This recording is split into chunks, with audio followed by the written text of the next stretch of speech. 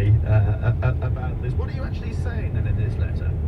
Well, basically, that the European Union is very good for this country, and in particular for people of our political bent. That it protects workers' rights, it assists us in consumer rights and environmental problems and so on, and that we're urging people to vote to stay in. I mean, Gordon Brown's making a speech this afternoon in Hay-on-Wye and making the point that the Remain side relies on the non-Conservative vote to win this.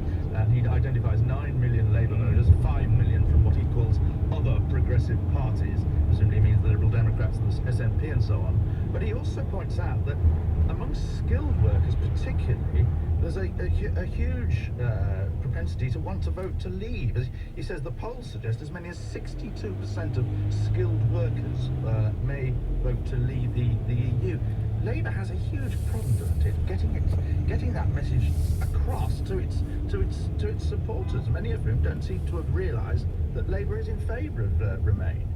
Well, we do have a problem getting it across, precisely because, as I say, of the difficulty in getting coverage, but also I do think there's a worrying tendency, and I think this more generally, of people who are doing all right to think that nothing will change that the advantages they have they can't lose.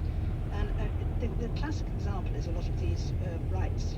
If you say to people, it's only through the EU that we first got a legal right to paid holidays, and there's a tendency for people to say, oh, don't be ridiculous, we had paid holidays for years.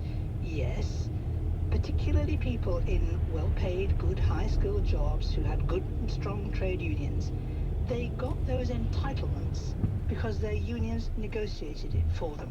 They probably never realised they hadn't a shred of a legal right to them in the United Kingdom until we joined the social chapter. And I had constituents who would come to me who literally never got a minute's paid holiday because there was no right to it in law. And also, Margaret, isn't one of the reasons why a lot of what one might regard as traditional Labour supporters might be sceptical about the EU?